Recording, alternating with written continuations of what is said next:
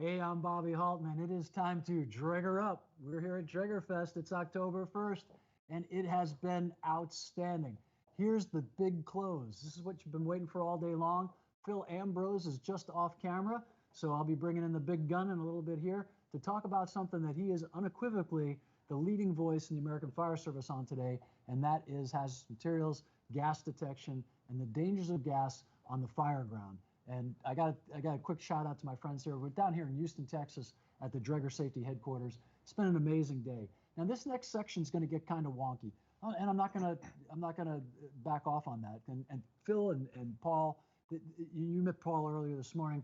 So Paul Tarter's back here with us again today. Paul knows a lot about this. Phil knows more about this than what I know is my thumbnail compared to what Phil knows about this body of knowledge. So please, I apologize in advance for my lack of thoroughness in this particular section, but that's why we brought in Phil and Paul to keep me on spot.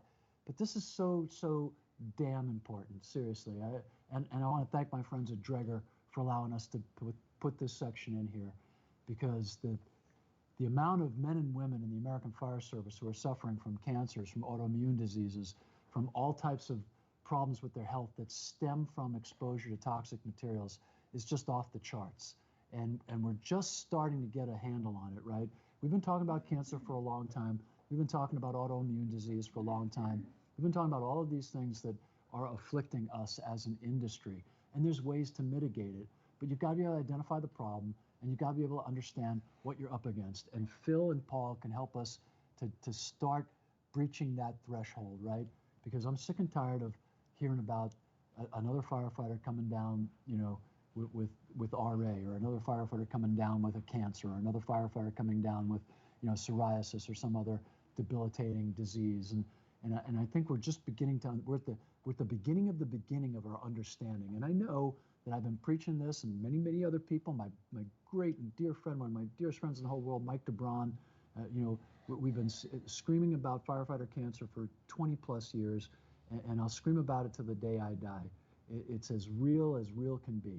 And it's the worst thing you could wish on your worst enemy, because it's just a devastating thing to have come into your life. And my heart goes out to all the brothers and sisters right now who are struggling with it. And my heart goes out to all of those we've lost. And if we want to ever stop it or wrap our hands around it, we've got to start now. And even more importantly than that, right now we're coming into the CO season. I don't want to hear about any firefighter losing their lives or losing their careers or getting injured because they walk into a home or some other building without a simple CO detector. That has to stop.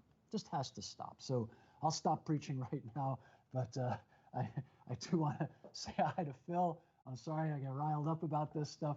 Phil, how are you doing? How's life in California? Thank you for taking time out of your day. I know you're swamped. How are you doing, brother? I'm doing great. Thanks for the intro.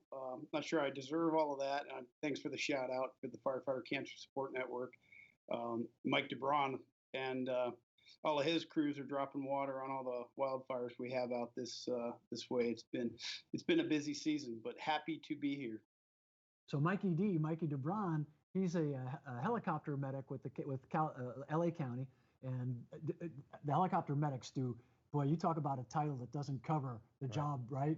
So he drops water, he does cars, he does people, he does, you name it, Mike does it. And he's also a cancer survivor, and he is the man who started the Firefighter Cancer Support Network. So he is the man. So our hearts and our love go out to him all day long.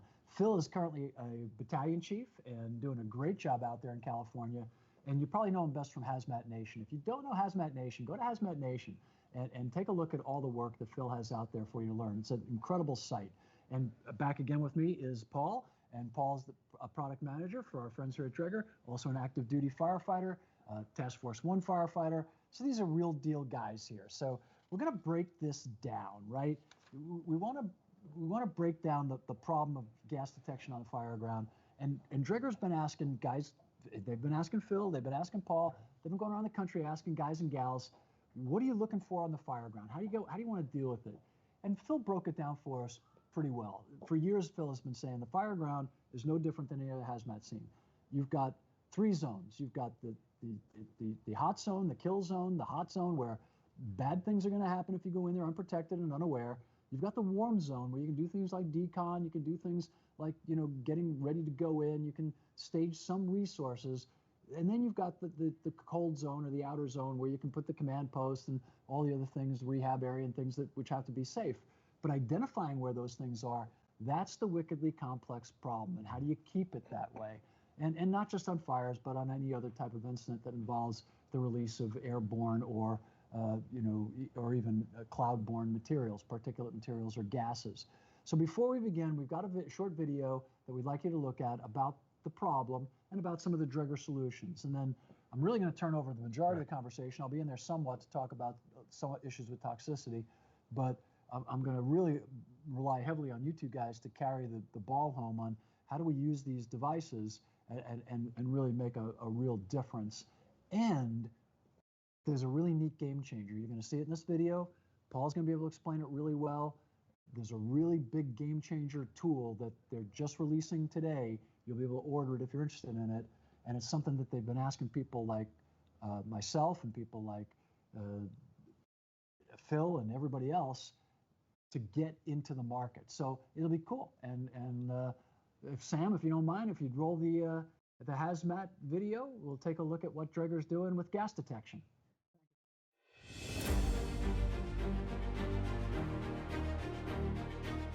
Draeger offers gas detection for every zone of the fire ground. So no matter what zone you're working in, be sure to Draeger up. Carbon monoxide is the silent killer, odorless and invisible. A first responder stepping into a seemingly benign situation, like checking on a sick person in a home that's not on fire, can quickly turn dangerous due to carbon monoxide. The PAC 6000 CO gas detector alerts your team to the presence of dangerous amounts of CO. The Draeger PAC 6000 CO provides a hassle-free option. It can be turned on, attached to a medical kit, and used until the battery runs out 2 years later. If preferred, Draeger offers the PAC 6500 CO, which requires regular charging but can be used for more than 2 years. The warm zone of a fire ground is a likely place to encounter the toxic twin gases of carbon monoxide and hydrogen cyanide. Separately, CO and HCN are dangerous, but together they are exponentially more hazardous or even deadly. Whenever you hear of firefighters outside the hot zone being overcome with smoke, it's possibly the work of these colorless, toxic twin gases. Measuring CO and HCN combined provides more effective detection. That's why Draeger exclusively created new technology that measures these gases in combination. Accurate detection of the toxic twins could be the difference between life and death for you and your fellow firefighters. The Draeger Exam 5000 and Exam 8000 can both use a sensor designed specifically to detect the toxic twins. And soon, Draeger will launch the PAC 8500, which is also specifically designed to detect the toxic twins. The IDLH, or hot zone, is full of dangers, known and unknown. The new generation of Draeger portable multi-gas detectors delivers reliable measurements to help your command determine appropriate actions. The Draeger Exam 2500 supports 4 sensors for any combination of oxygen, carbon monoxide, nitrogen dioxide, sulfur dioxide, and hydrogen sulfide. A lower explosive limit, or LEL sensor, can also be used. The next level up is our light and handy Draeger Exam 5000, a detector that supports 5 of more than 25 different sensors. Our most advanced portable gas detector is the Exam 8000. It accommodates up to 7 different sensors, including toxic, flammable gases and vapors, and oxygen all at once, either in pump or diffusion mode. Adding a photoionization detector, or PID, the Exam 8000 can alert on volatile organic compounds like benzene that may indicate the need for hazmat response. The Exam 8000 can be used with a telescoping probe for confined spaces. The Fire Department of New York worked with Draeger to create a holder allowing for single-handed operation with the probe extension. This keeps one hand free, so a firefighter can perform other tasks like gripping a ladder. Regardless of which Draeger portable multi-gas detector you choose, Every station needs at least one multi-gas detector. For large-scale fire events, Draeger offers an exciting new gas detection solution for the entire fire ground. The Draeger Excite Live.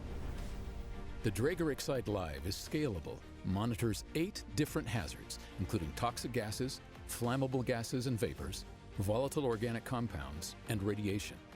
Easy to carry and quick to deploy, the Excite Live really is the ultimate solution to real-time measurement of changing conditions on a fire ground. Inside the Excite Live's robust case are an Exam 8000 that can be configured specifically for each fire department, a radiation detector, a military-grade cell phone, a smart gateway with antenna, and rechargeable batteries. All the components work together to provide detailed data from the Excite Live to on-site command or a remotely located expert. This very flexible tool can provide real-time information about fire ground dangers. Using a large industrial fire as an example, here's how the new Excite Live can help your fire department. In a large-scale industrial fire, multiple stations and hazardous materials teams respond. The fire ground is quickly organized, including areas for command, rehab, and on-site cleaning. Many large fire apparatus include a Wi-Fi hotspot for use on the fire ground. Here's where the Smart Gateway comes in handy. This component determines which data connection might be the most effective. Several Draeger Excite Live units can be deployed around the fire ground and immediately begin transmitting current readings. Then, firefighters can begin battling the blaze, while the Excite Live measures conditions in real time. If the department uses a weather pack, the Excite Live software can use meteorological information. Some apparatus may include one of the different commercially available weather pack kits. The Excite Live is designed to redundantly choose the best connection to send its data. Sometimes networks can be jammed up. If one isn't working, the Excite Live switches to find a network that is working best. The Smart Gateway can select one of the Wi-Fi hotspots or its own internal cellular connections. If those do not work, it can even be configured to switch over to its own connected cell phone. The available cellular networks include FirstNet for first responders or commercial cellular networks. Whichever network is most reliable and can transmit the data in the areas the kit will be used in should be selected upon purchase. That allows data from all units to be sent independently to command. Command, whether on-site or remote, uses a PC with the Excite Live software, where all the data from different Excite Live kits is collected and synthesized. There's no limit to the number of kits that can transmit to a PC. As data begins to emerge, Command gets a real-time, evolving look at conditions as they unfold on the fire ground. This allows public safety officials to make appropriate choices on the fire ground and for nearby populations, like shelter-in-place or evacuation orders. How a fire department might choose to deploy Excite Live depends on particular situations, but it's flexible enough to be used on a small scale. In fact, a single unit can be deployed, and one person can be assigned to walk around an area to detect conditions, like breadcrumbs of information. Draeger Excite Live can even be utilized as a precautionary measure prior to large public gatherings like parades and sporting events, where unlimited Excite Live units can be deployed simultaneously. Since the information gathered is transmitted to the internet, experts at remote locations can view the readings and help local officials make better, more informed decisions. Whatever incident your fire department responds to, Draeger offers the complete collection of gas detection. So before your next call, be sure to Draeger up.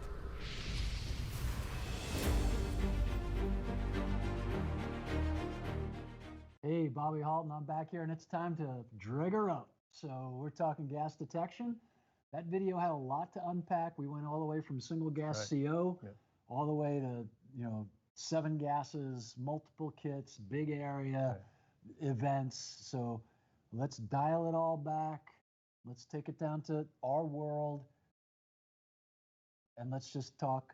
I would just like to talk about CO because 'tis the season, so to speak. So, single gas detectors, Phil, Paul.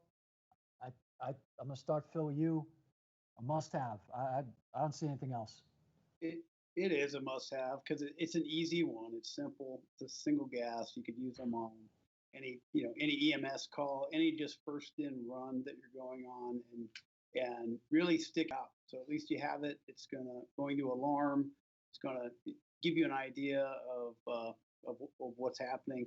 Doesn't require as much training. It doesn't require as much maintenance. All the things that in the past had created barriers to using the gas detectors. You either didn't have them, or if you had them, it was just a little too technical. So the single gas is just they're easy to use. I agree. So the video, I'll go to the product guy. Your video, you showed us two types. You had one which is a 2-year, Right. kind of like single use, Right. and the other's as a rechargeable. So Right. So our PAC 6000 CO is actually turn it on, leave it on for 2 years. You don't have to do anything else, no charging, no replacing batteries. Essentially kind of a disposable type unit, which is great for that frontline EMS company or engine company because it's pretty much maintenance free. You put it on there, they just make the calls. If it alarms, then they can take the appropriate action. If you're looking for something with a little bit more duration as far as longevity, then we have the 6500. 6500 can replace the battery, can replace the sensor. So at the end of that 2 years, you can actually replace those components and keep it up and in service for a better return on the investment. and I think that's great if we're going to a furnace problem, or if we're going to a smell, we're going to a carbon monoxide detector that went off. But if you're heading to a fire, and I'm going to bring Phil in here because we're going to be talking about some serious stuff here. Anytime you've got CO, you're going to have hydrogen cyanide. And together, for years, we've been calling them the toxic twins. And the problem with the combination of hydrogen cyanide and CO is that one of them stops the uptake of oxygen. In other words, it actually gets in between your blood and oxygen exchange, right? And that makes you extremely vulnerable to the CO replacing that. So CO replaces it. Hydrogen cyanide stops the cells from actually being able to uptake oxygen at all. So you put those two things together, a virtual wall in front of the uptake for oxygen, and another molecule that bonds to the oxygen at an incredibly fast rate compared to oxygen, to the hemoglobin looking for the oxygen at an incredibly fast rate, and you've got a fatal outcome. And that's why they're called the toxic twins. And I'm not going to get into all the numbers because I really don't know them. But what can happen is that men and women, firefighters, can respond to a fire call, and this is odorless, Phil, right? This is tasteless, really. People talk about cyanide in almonds, but I never smelled it.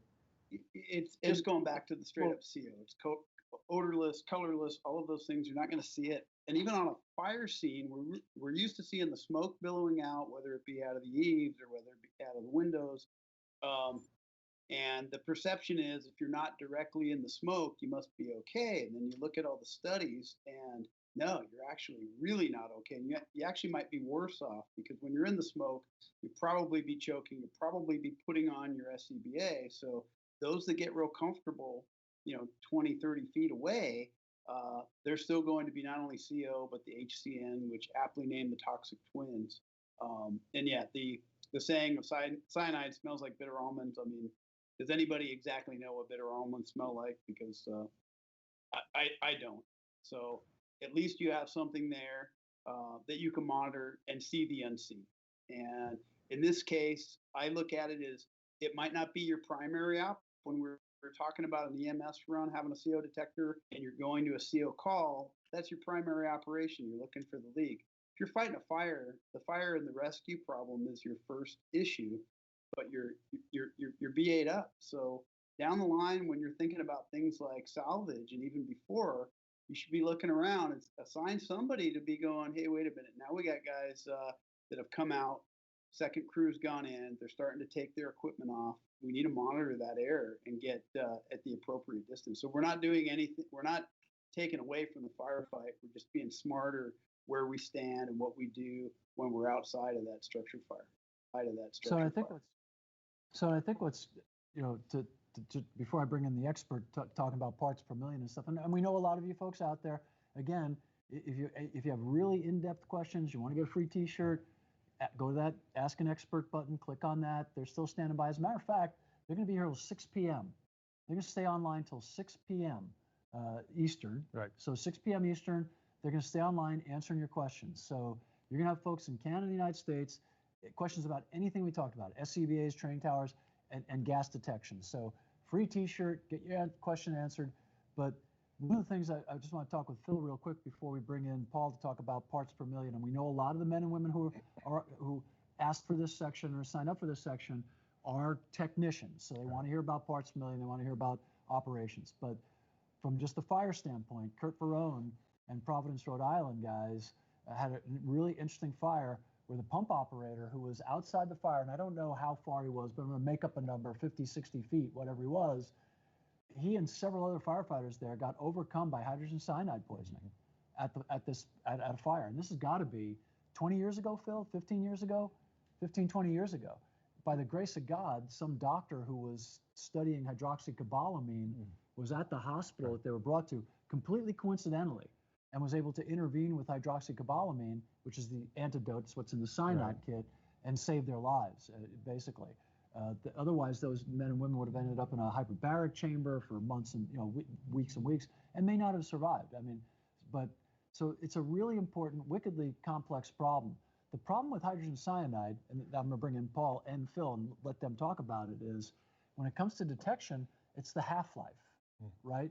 So, in other words, trying to detect it in someone for an autopsy, we might catch the CO and other things, but the hydrogen cyanide, because of the half-life, it becomes fairly hard to detect or verify. Is that correct? Am I getting that right? Absolutely. And so often, too, the other signs and symptoms we see from the fire ground, such as fatigue, such as headaches, and all those things that, when left unchecked, somebody might just think, I was really tired. I was in there, fighting fire. I was pulling ceilings.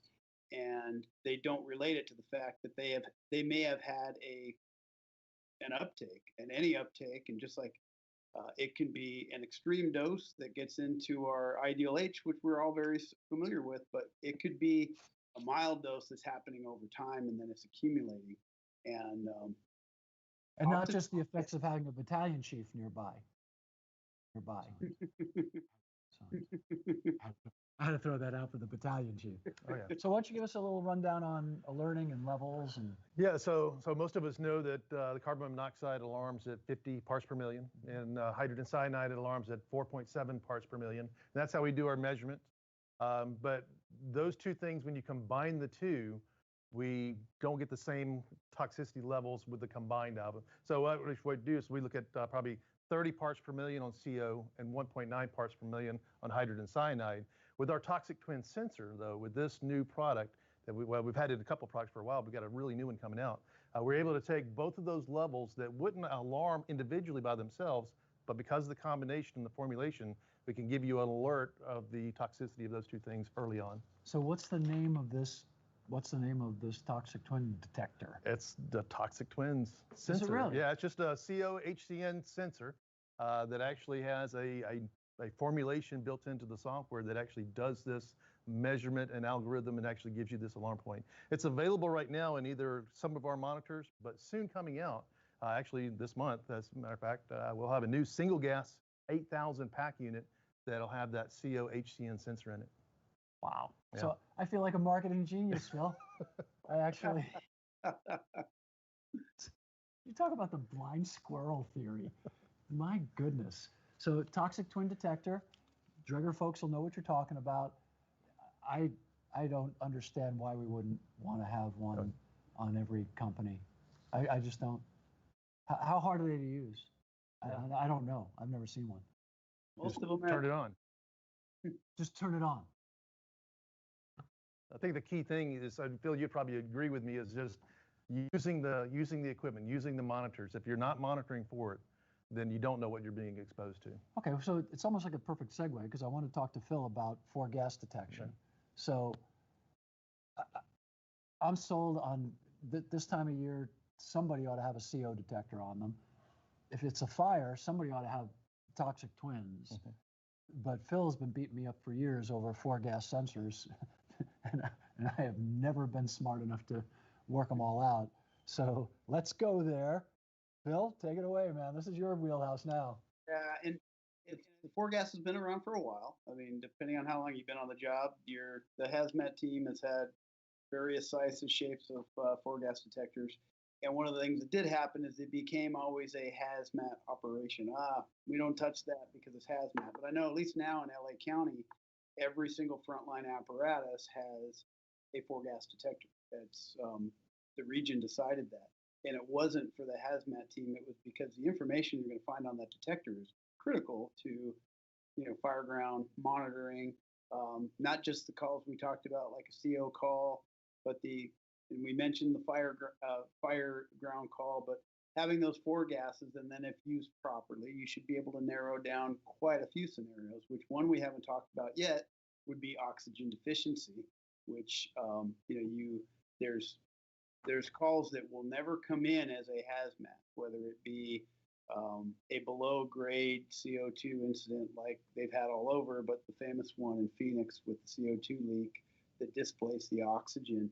That you've got a couple ways to detect that. It would be signs and symptoms, which would be, fainting up to including death, to using a four gas detector, which is going to alert you because one of those gases is always oxygen, and you're going to see if the oxygen is diminished, either being displaced or something else in its place, or there's just not enough oxygen. Right. Yeah, no, I completely agree with you. So what do you got for four gas? well, we've got a couple of different things we can do. So our one that's been around for us for a number of while, and it's great for frontline engine companies, the XAM 2500. XAM 2500 is a basic four gas, and you can see the form factor of it. It's just small, it's robust. It turn it on and it just works. Look at how that feels. All right. And this is not rehearsed, so stand by. Am I turning it on right? Yeah. Pressed OK? I don't know if the trade show versions of it they gave to us are charged up or not. Probably don't want to do it, right? Give something with a button to a fireman, he's going to turn it on. I did. I'm trying to turn it on. And I guess the batteries aren't out. You're right. So 2500 is our basic four gas. It has your oxygen sensor, your carbon monoxide sensor, your hydrogen sulfide, and your combustible sensor. So for catalytic bead sensor in it. You get a couple of other options in there, but it's kind of our basic entry level. If you wanted to go beyond that to the next one and do some more toxics, say it's the same form factor. It's our XAM 5000. What do you mean by form factor? What's that mean? It's the same case. It looks exactly like this, but the only difference is that then you can do that hydrogen cyanide and the carbon monoxide. 5000 or XAM 5000 has the toxic twins capability. Okay. Now, if you want to do ammonia or chlorine, something like that, you can do that on here as well. So that's the XAM 5000. So Phil, why would somebody want to worry about chlorine or ammonium, you said? Ammonia. Ammonia. Know your district. If you've got a swimming pool, water treatment facility, public works yard, we talked about confined space, which would be, I'm pretty sure most cities, unless you're lucky enough to just be nothing but beach, you're going to have sewers, manhole covers, things like that, and those collection of gases. So anything where you might have any of those materials going through, which even though your city might not have chlorine, you might have an interstate that has it rolling down the road. So it gives you more options. Of course, you could come across a gas that's not covered in your meter, although now the meters have up to, and Paul can speak to this, but in general now they used to just be 4, then it was 5 and 6 and more. But the more information you have, you can help narrow down what we call chasing that ghost when you're looking for kind of an unknown gas. So these are some pretty interesting. We're getting flooded with questions. So there's some couple of interesting questions. One's a comment from John, and he said, "We run a single CO on every medical bag, and the guy says it's saved our crew four times." That is so good to hear. We had the incident in Amarillo, Texas, a few years ago, and I've talked to the first in captain about that one quite a bit, where it ended up being an ALP leak, and it came in as a CO, but they did use their monitors, and they were actually able to determine that something was wonky with the air by just using their basic four gas monitor in that situation, and it could have been pretty hairy. So I love hearing that people are using them regularly. It's something easy, and taking it on calls because you never know. On calls, and he also commented. He said we monitor after the fire is out, so during overhaul, which I think is duh. In my opinion, it's a duh. Well, and address that because there's departments that don't have them, and I've heard things like, well, if we had it, then the levels are going to always be too high, and we're not going to be, we don't have the ability to refill our bottles, and I mean, let's face it, if it's out there and we know we can detect it and we know it's hazardous to us, it's how we change doing business. So I know in my department we really relooked at how we were doing post-fire investigation. Was there an urgent need to put people in other than on air when the CO levels were through the roof? And you have a simple tool to be able to monitor them. And if it means doing more ventilation or if it means waiting a little bit longer, that's a better cost of doing business than going to a funeral due to cancer. Yeah. Cancer. Yeah. So I'll take this question because it came in and said that I don't want to throw the person, I don't want to get anybody in trouble because this could, I don't want to jam the questionnaire person out, but it says his volunteer fire department doesn't use any gas detection because because they think it's too complicated. Right. And it said, should he push the issue? And I'm like, yeah, push the issue. And but to what? You gave me that and mentioned Hazmat Nation. One of the things when I started Hazmat Nation is it's a hazmat resource that tries to simplify the information because one of the problems, tech rescue trips first responders up if they're uncomfortable with knots, I guess. But chemistry and all those things are daunting. Really, 4-gas and single gas monitoring is no different than putting fuel in your car and driving down the road. It doesn't have to be so daunting. I think all the modern meters are made pretty good to address that. I've heard the same thing, Bobby, of departments that they don't buy them. I think they're not only cheap enough now, there's grants available, and like I said, it's information that's just going to be valuable, and it doesn't have to. You don't have to be a rocket scientist to operate it. And I would agree with you, Phil. I mean, and we got guys online, Larry and Russell and Ed are online right now. They make what seems to be very complicated very, very easy. And I agree with you. I go out and do training and done training for years on just gas detection 101, the basic stuff for the frontline engine companies. And after we're done, we just explain how it works and why it's important. They get it. Well, and earlier, it's interesting, it kind of dovetails. We were talking about live fire training and recruit training. And you don't start off with, the apocalyptic, fire in a multi-story building and a bus full of nuns plows into a gas station across the street while there's a sniper picking people off. You start off with room and contents fire. You start off with a simple fire people can put out with a hand extinguisher. So a single gas monitor, start there, right? So if your department is hesitant, my friend, get a couple of those single gas CO monitors. It's CO season. As people fire up their furnaces and stuff.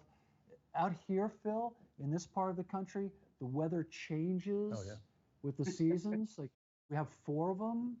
And in a day. Phil lives where they don't. We got sand and we have brush fire. Furnaces that warm the house. So yeah, it's pretty cool stuff.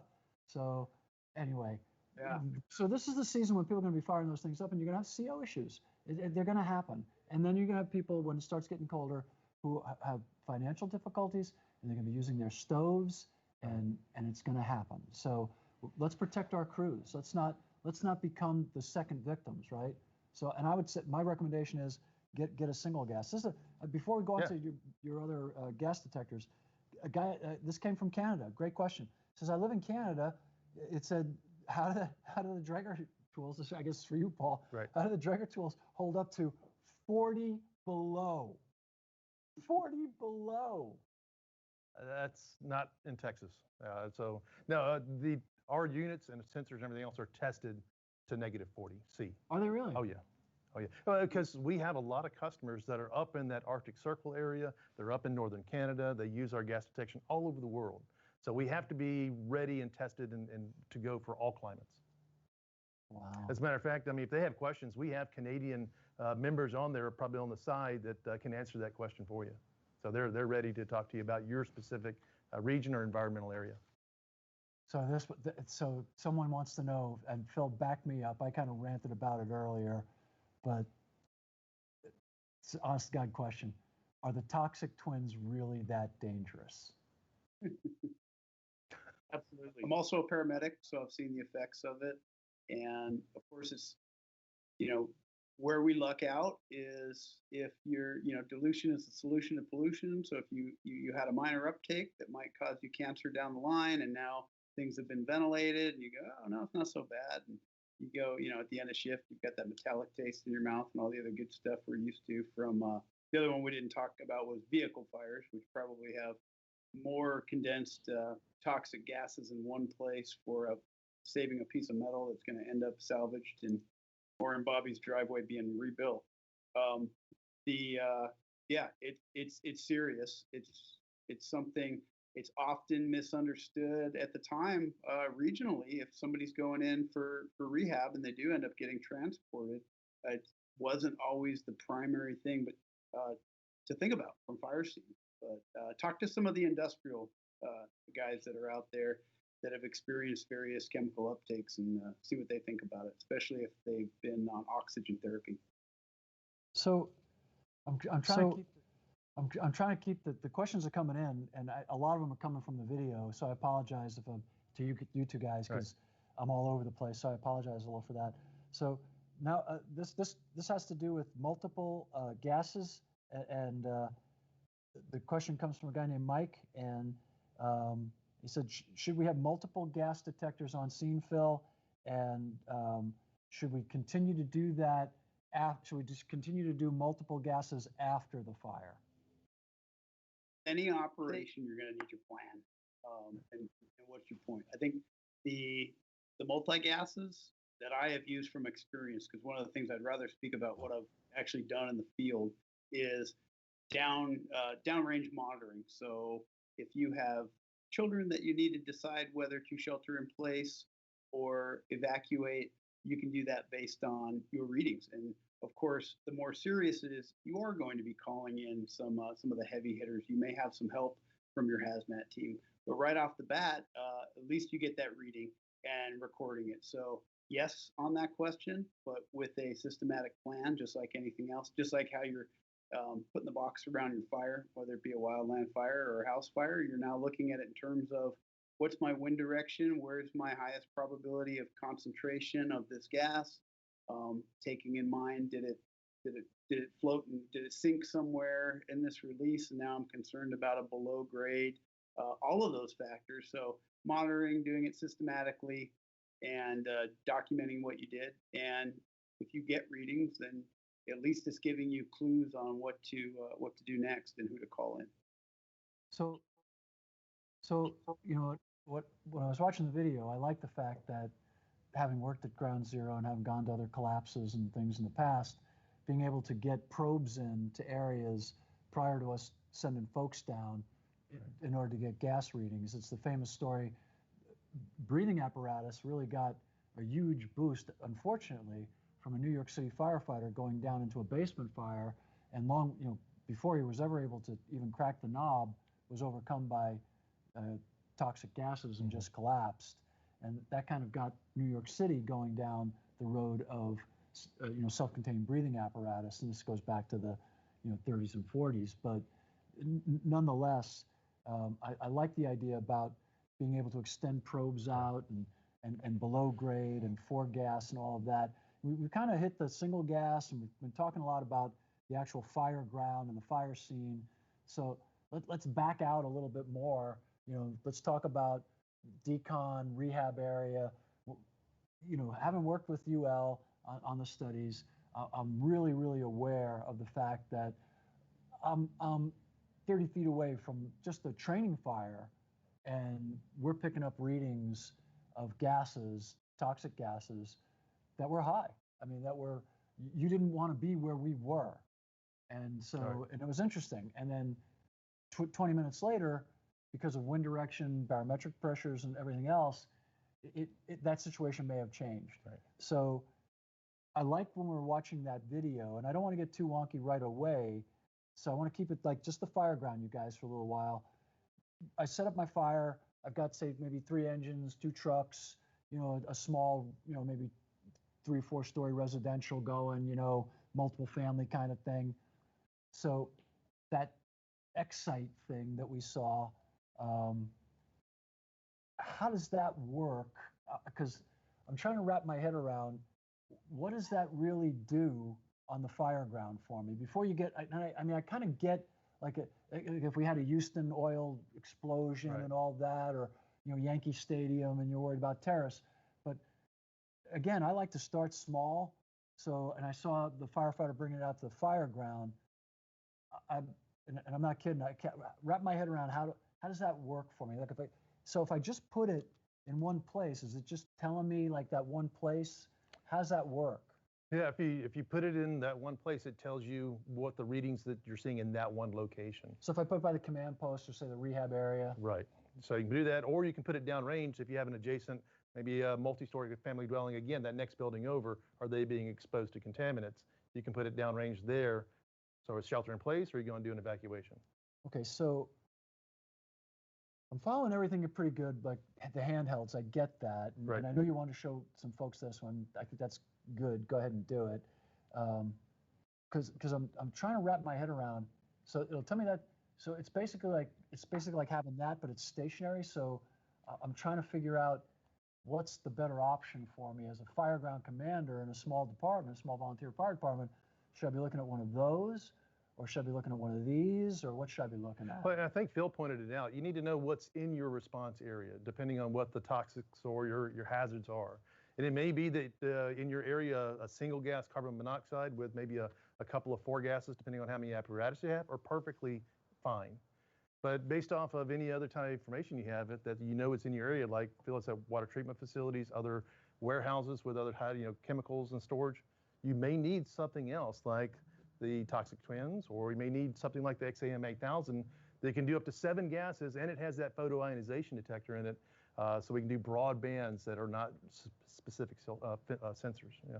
Oh, so like VOCs? VOC, yeah, volatile Okay. organic compounds. Okay. So, Wow. so unpack that, Phil. Why is that a wow? Because a lot of that was hard for me. I'm just being honest, because Yeah. I'm a frontline fireman. You're not Trekkie, are you? I've done both. I don't. He did that. So- He did good. I know what that is. I'm on. The UL guys have trained me well. So, again, I want to go back to my fire ground. So, talk me operationally, Phil, for the fire ground. The way you and I, if we want to make a safe fire ground where we have rehab, and I mean a real fire. I'm not talking one line, size 13 boot to the door. We're gone in 20 minutes. I'm talking we're working a real fire, multiple lines. We got smoke conditions. We're gonna be on the ground for, I don't know, 3, 4, 5 hours. Well, playing soccer, you wouldn't want them sitting on their bench, with next to the parking lot and the exhaust fumes, which is why we move our command post away from all the exhaust, all the noise, all the distractions. Yet how many times do we forget that and we rally the troops and everybody's yelling because we've got an engine running, we've got exhaust in our faces. So now we've gotten better about that, I think, over time. But now if you had something, and I haven't used this specific product, but if you have, but we have done fireground monitoring with people, meaning you sacrifice now a firefighter to say, hey, go give me a 360, and just like we had talked about, document any areas of concern and bring back the information. But I think in this, how I can picture it being used is now you have something that you could set up stationary. And Paul, if I'm correct, you can, just like some of the systems I've used for big events like Rose Bowl and all of that, where we've remote monitored, so we can stick a sensor in one spot and then get feedback from the information. Is that how this is working then on the fire ground? Yeah, it works exactly like that. Because you can do all of those gases, again, the up to 7 gases, and the PID, the photoionization detector. But this kit also has a radiation monitor in it for gamma. And unlike the line of sight that we probably have seen today, that's products that are out there, this one operates off of cellular LTE and FirstNet. So we're not limited to that line of sight radio transmission. We can put this pretty much anywhere in the world. So I got a prolonged deal, and I've got multiple agencies, or I got a big agency. Would you put like one at one end of the perimeter, one another end of the perimeter, maybe make a triangulate, and then as I understood it, they can send data. Mhm. Who do they send that data to? Who's interpreting that? But typically that data comes back to the on-scene commander. Okay. So now what's interesting about this is that on-scene commander is looking at maybe some readings that have popped up, doesn't really understand it, or it's not jiving with his training and experience. With this system, he can actually call up somebody like Phil and say, hey, Phil, log on, take a look at this and tell me what you think. Is this what I'm seeing? And is this what's going on? And then Phil can look at it and go, yep, but what's the wind doing this? What are some other environmental factors, and can really help from a remote location. Yeah, And I'm just, patients too, with especially if you've got railways going through your district and with hazardous materials, because then you're potentially not only taking a first responder out of your bench that you're going to need for something else, but you're also, Paul, my understanding is you can put this device in atmospheres that you wouldn't normally want anybody to stay in. So it's something you could place with the proper PPE, and then leave it. So you kind of have your digital canary, if you will. when the minute you said that, it reminded me of that Canadian rail accident. I'm trying to remember Right. where it happened. Yeah. With the That, fuel oil callers, yeah. Yeah. that was huge. In the video, they showed kind of the oil refinery kind of thing, which is really interesting to me. I think that as we refine our command systems, if I had something like that going on, I'd pull my hazmat captain in. I wouldn't feed that to the IC. I would feed it to the command center, but I would definitely run that through some kind of information filter. Oh yeah. Because when you're running an event, that's a lot of bandwidth to spend on interpreting data. Just in my opinion, because it's not my wheelhouse. I think though, Bobby, when the horses were pulling you around and we didn't have a surprise to get that, and then then we got the single gas and people started getting used to those, and the four gas. So this is definitely something that I'll be keeping an eye on. I've used systems for large scale terrorism type events, never on the fire ground, but I think if you work it into your operation, and it can help not only get in there quick, put out the fire, save Mr. and Mrs. Smith, but then make sure less firefighters are exposed and have a long and happy retirement would be my goal. Ambrose, I still got people in New Mexico who know where your property is. It'd be a shame if, anything should happen.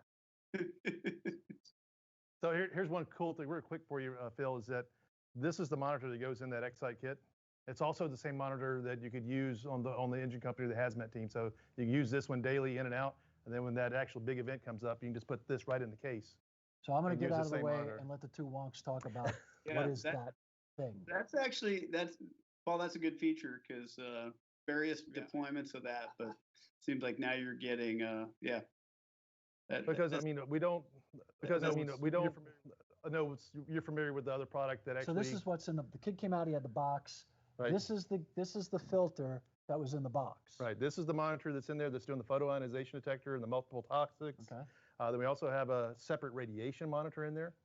So you could literally, if you didn't want to do that and you're doing a sweep for just radiation, And you it could had take that out. And the satellite phone was in there. Yep. Yeah, the So- military phone. So here's a question for you. So if I don't want to if I don't need the box kit, I can just take that out and work that out separately, You can use this as a standalone going back to the. and I could walk somebody around the fire ground with it if I wanted. Yeah. If you Or I didn't need could, that. or I could set it up, and what this is reading would then get sent to that Wherever you need those to go. links Right. wherever I need to.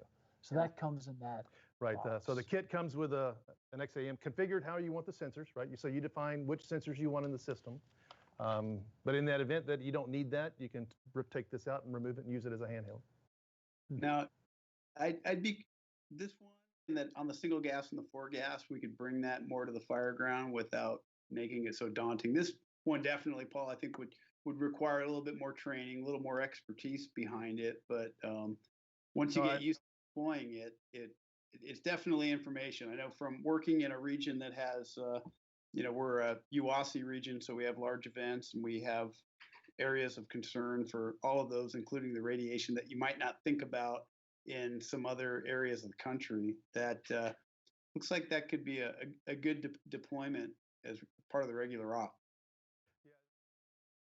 Yeah, Spec Ops and hazmat teams is really kind of what this is really targeted for.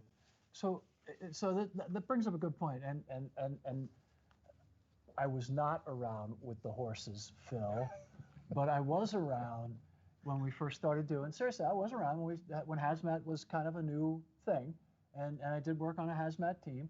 And one of the things I struggled with is just the filters. Right. And we just got a question, and I think it's a great question. Changing filters and calibrating with the new equipment, and both you guys are familiar with this stuff. How tough is it? Oh, it's very easy. You can either do ours manually, or you can use one of our X-Docs. And X-Doc is, you put the unit in there, hit a button, and it does everything for you. So it actually keeps track of all that information as well. So if you ever have a question about when it was calibrated, it has all that retained in the information. And with our X-Doc, you can actually use multiple stations. So if you have a mixture of single gas, 4-gas, and even our XAM 8000 multi-gas unit, our X-Doc can take and put all of those specific cradles in one system. So you can do multiple different types of equipment with one button. And Well, Bobby, from a chief perspective, probably the thing that breaks the meters most throughout my career and being in hazmat since I started here is firefighters. It's not the calibration; it's misuse by, hey, let's see what it does by sticking it behind the tailpipe of the rig or blowing into it. They're blowing out sensors, and it's what it's designed to do. It should give them a reading, but that's usually what costs us the most amount of money in filters and all the rest of that stuff. And I would say over the years, the entire industry has made it easier to do calibrations, because back when I used to use a lot more radiation detection back in the day, I mean, it was, yet you needed to have a health physicist. You usually needed to have a university, and even with the gas detection, you needed lecture bottles that were expensive. But I would say I'm glad that the industry has adjusted and made it easier for the end user to calibrate and use the meters properly. I agree. So, and this is a question for you, Paul. Somebody said, if they put this Excite thing out the box, how long is that good for? Because if you've got an event like that, like they showed the refinery fire, those are multiple day events. Right. So how long is that thing before we got to send somebody back in to change the batteries? What are we looking at? You're looking at 14 to 16 hours. Again, with all the power, with the LTE, FirstNet, all powered up, with everything running, cellular phone, radiation, and then all the sensors on the XAM 8000. You're looking at about 14 to 16 hours of actual operation runtime. Wow, these are really cool questions that people are sending in here. So. I don't know. Phil just saw it for the first time. I'm just learning about it. You've been working with Draeger to do it.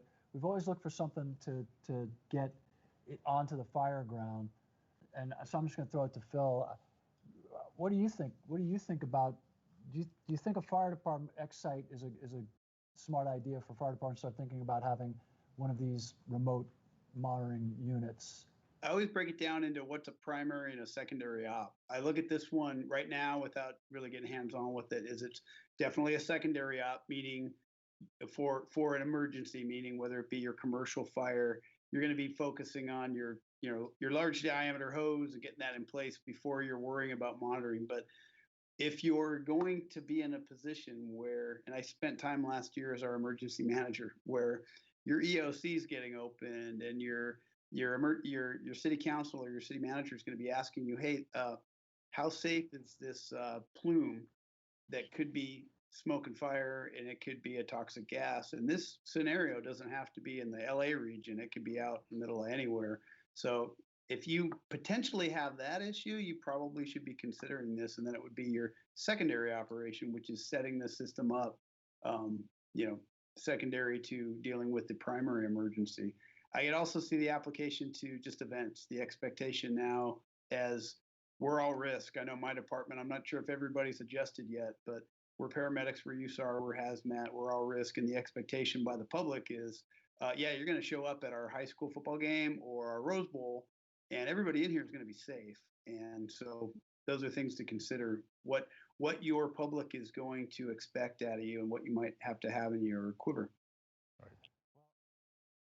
Well, I'll tell you, I hate it when I'm out of my lane, but so this is a really interesting question. So obviously for you guys, Gil asks, can you have ammonia and chlorine in the same detector?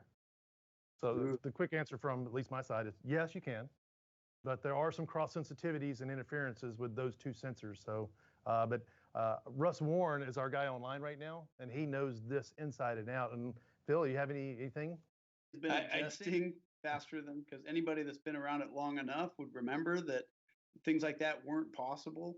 But I'm always amazed when I go back out to the hazmat station, because I'm now an inside dog here in my comfortable office. The changes in the industry, and then of course, if you really pay attention, if you want to do it right, and Draeger does it, talk to the industrial firefighters, because they're about, I don't know, 10 or 15 years ahead of us on all of this stuff as far as the regular application of using a hydrogen sulfide detector and oxygen just in their regular course of duty. And they fight some very big fires when things go wrong.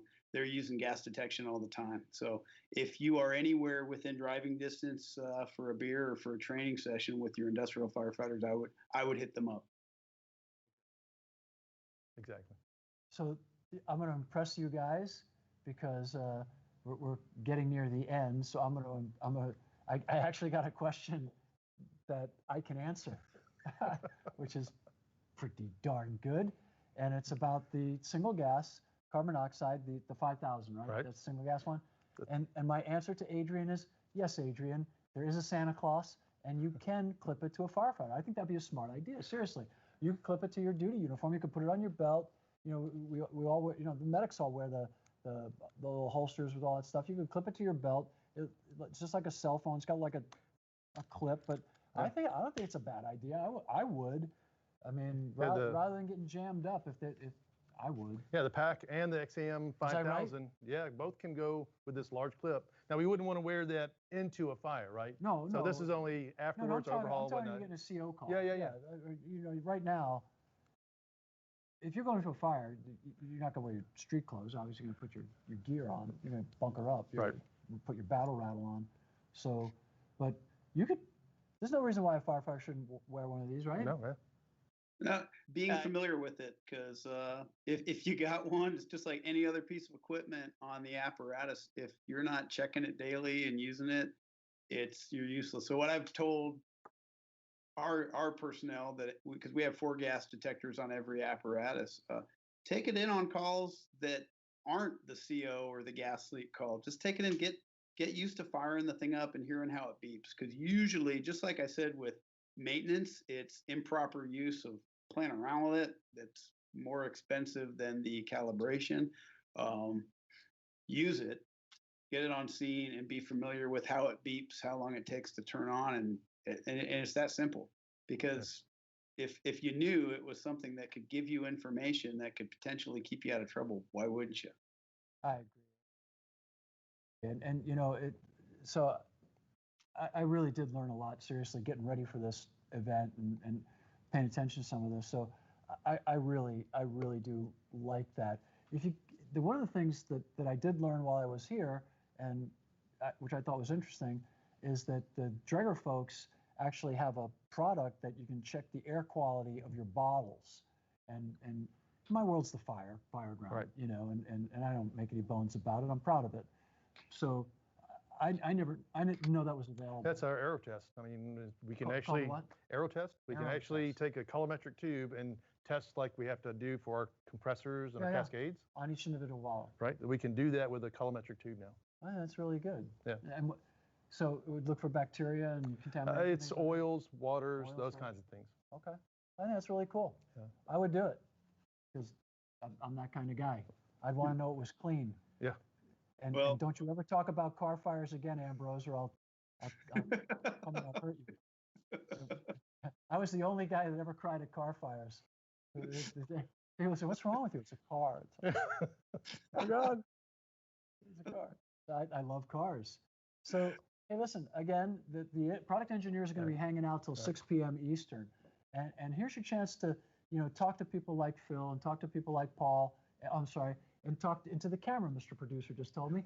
So thank you, Ben. So seriously, this is your opportunity to talk to some of these people about these kind of wickedly, interesting problems, and they can help you find out what's exactly right for your department. Maybe you don't need an X-Site. Maybe you just need, a 4-gas, or maybe you do need the X-Site, or maybe, you don't know what you don't know. Right. And there's no stupid questions. and they're happy to help you. And it doesn't mean anybody's going to track you down. You're going to end up on some silly list and you're going to be getting calls. No, they just want to answer your questions so that you can get to know Draeger and they can get to know you and they can get you familiar with your options. That's all this has been about all day long, really. And to that end, I want to let Phil go because I know he has a really important meeting, and see, I'm getting you out right on time, my friend. And I want to thank him. Please go to Hazmat Nation. Take a look at what Phil has to offer. He really is, when he does his simulations, he's one of the smartest guys out there, and he breaks it down in a way that you are. Don't be modest. He breaks it down in a way that we all can follow it. He'll be at FDIC. He'll be teaching. He's available. His boss makes him available for calls all the time. If you need help, you got questions or concerns, and you just want to talk to another real firefighter who just happens to be incredibly talented in the world of hazardous materials, that's the guy to go to. Greg Knoll talks that way about him. People who, and if you don't know who Greg Knoll was, Hildebrand and Knoll, kind of the pioneers. And when you get that kind of praise, it doesn't get any better. So, to get Phil Ambrose on for an hour to talk with our friends from Draeger is huge. So on behalf of Draeger and myself, Phil, thank you so much. Let your boss know. We sure do appreciate it. Our hearts go out to you guys out there. We know you're catching a really rough time. We hope the rains come soon and things get better for you. But I hope you know that we're all, just hoping and praying it gets better. Thanks for the accolades, Bobby. Thanks for the. I appreciate it, and I do hope that go to Hazmat Nation. It's a good hazmat resource. A lot of good information. Lots of people you can just ask questions to, because hazmat doesn't need to be so complicated. A lot of people available wanting to help out with things like that. I look forward to FDIC in 2021. And that things rock. And thanks for recognizing what's going on out here. I'm sure we have some people even from Canada that are helping us in California right now. It's a lot of firefighters are on. We just had a crew 2 days ago that came back from 21 days out, had about 12 hours off, and got redeployed to another one. So thanks for that. And you guys take care. Thank you, Phil. Thanks, Phil. And Phil. Thanks, Phil. And ladies and gentlemen, the final cooler giveaway prize goes out to Erica Gallegos of the Metalcol, Metalkol. So Erica Gallegos, you are Chief Gallegos. You are the winner of the final cooler. This has been Draeger Fest. It's been amazing. I want to thank my friends from Draeger. They've promised to do this again next year. Remember, the folks are still online to answer your calls. You can get a T-shirt. It's just been a great time. I hope next year we can do something bigger with real people here. This has actually been virtual stuff. See, I can put my hand right through Paul. I'm just kidding. But, we're hoping that this is all, a memory in a year. I'm hoping it will be, and we can actually physically be together to do Draeger Fest. This has been an amazing time. Thank you to everybody. Thank you to our friends, Mr. Producer Ben. Thank you to our friends in England, Sam and Pete. You've been wonderful. Congratulations to all our winners. Remember to Draeger up, because it is October. This is Draeger Fest. I'm Bobby Halton, and we'll see you again soon on Fire Engineering.